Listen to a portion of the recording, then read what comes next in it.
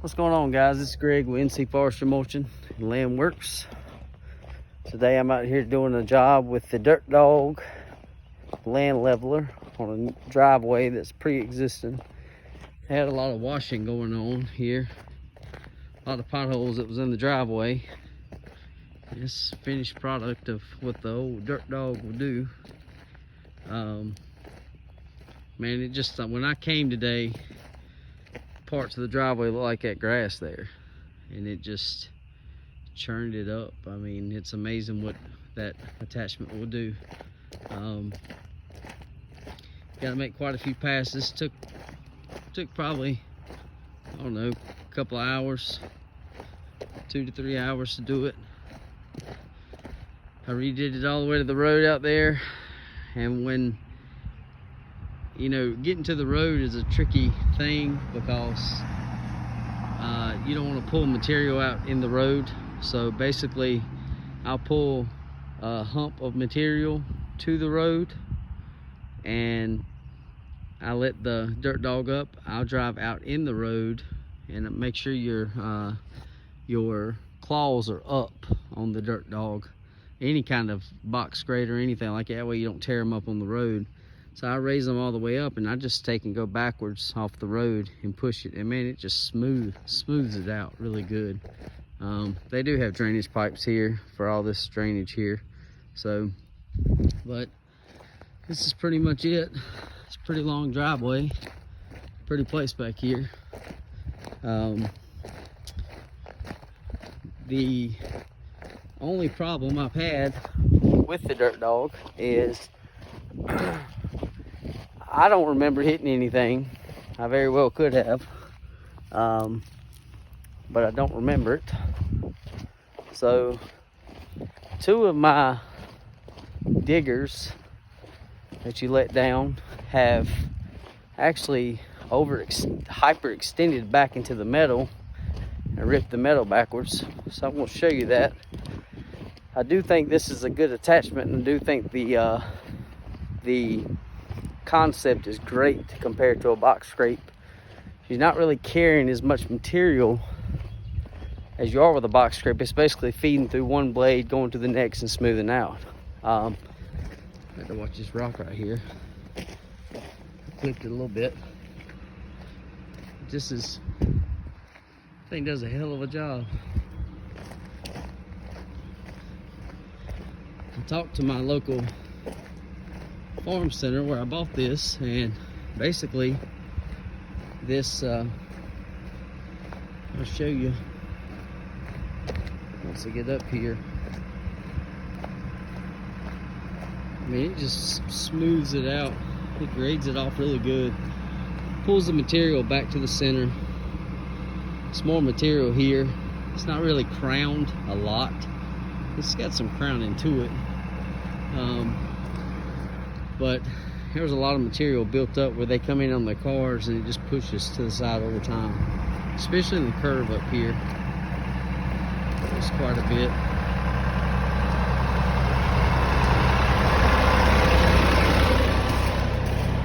I'll show you, like when they make a turn here, they bank it up, so I cut that bank down a lot.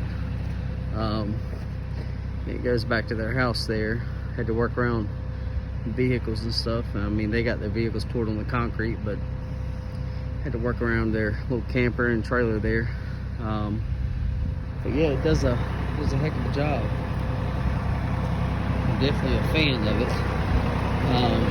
Here's what I'm talking about. See where this has come out? This is protruded. What's funny is you would think if I hit something hard enough, that it would have actually protruded on that side only, but instead it did the second tooth and the 4th tooth. So if you look, you got the first one, the second one it did it, the third one it did not, the 4th one it did it, 5th and 6th, fine. So we're going, instead of taking it back, we're just going to heat it up, heat it back, and probably reinforce this back in. That's the only con I see of this attachment, but for less than $1,000, that was around $1,000. for around $1,000, you can't ask but for so much when you're doing any kind of outdoor land leveling, moving, whatever. But you see, it's probably I'd say maybe 11 gauge, maybe a little bit better.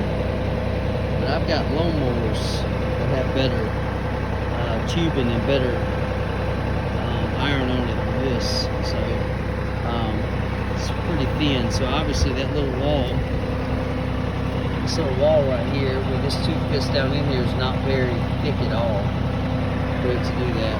Like I said, I think I would have known if I would have hit something that hard, I probably would have come to a complete stop. But anyhow, tip of the day is when you are using a piece of equipment like this, always watch your surroundings, because a lot of times what people will do in a driveway is they will put down, when they first move in, when it's dirt, before gravel's ever put in, they'll throw riprap, concrete, then they'll come back across and gravel it, and you'll never know it's there. So that could be what caused that. So that's just a little tip to always be aware of, because when I started doing this, I'm like, oh, every driveway, just gravel only. No. People put pavers, they put concrete, they pour extra concrete and then gravel over it. So you got to be careful, because this tractor is stout and it's a good tractor. It's got good power. Only problem I see is you got to be careful, because it's not a skid loader. It can't take the beating like a skid loader. Liam got my mirror, pull it back around, fix it, so the doors are closed. One more tip: if you own a cab tractor that opens up like a Lamborghini, which most of them do, but you see the way that door opens up. If you're driving down the road, when you're trailering this thing, I didn't trailer this, I drove it from my shop here, but it's about maybe half a mile. When you trailer this machine, it's okay to trailer it forward, but you better make sure those doors are locked and closed, because if they're not, they're going to come off, and that's going to be the end of them. And I think that door to replace is about anywhere between $800 to $1,000, somewhere around that range, from what they quoted me, in case something happened. So always remember, if you can back it on the trailer, you're better off. Backing it on is always going to be better. So I just got my pallet forks on here because I've been using it for other things on our farm. So but yeah, this is a super good tractor. I don't have any complaints. I do feel like that I should have probably gotten a bigger horsepower, but for what I do, it's fine. Lifting capacity of it will not lift a pallet of salt. You have to take 10 bags off a pallet of salt, a 60 bag pallet of salt. You have to take 10 50-pound bags off, which will be 500 pounds. So I think it's only rated to lift, let's see, if that's 50 bags, you're looking at 2,500 pounds. So this is rated to lift 24 to 2,500, and 2,500 pounds is still tipping it if you don't have an attachment on the back. So that's some things to keep in mind too with the lifting capacity. It does fine, it'll lift logs, stuff like that, but still, when you're lifting something off of a trailer, it's the 2,000 mark's about the sweet spot for this tractor, about a ton. We unloaded some salt one night, my dad and I did, and basically we found out really quick how much it would lift, and I counted the bags, and it was about, if you took 10 bags off of a pallet of salt, it would make him tipsy, but he could lift it enough to get it off the trailer on the ground, and then lift it up off the ground to get it where it's going.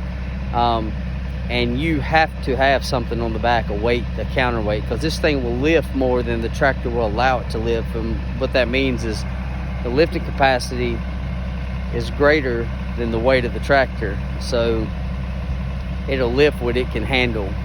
Well, it lived more than what the tractor can handle in the rear without an attachment. So if you got an attachment on the back, it weighs, I think that land grader weighs about 700 pounds or 600 pounds, somewhere around that range.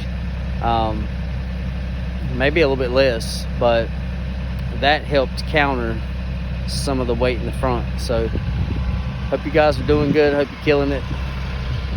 Talk at you soon.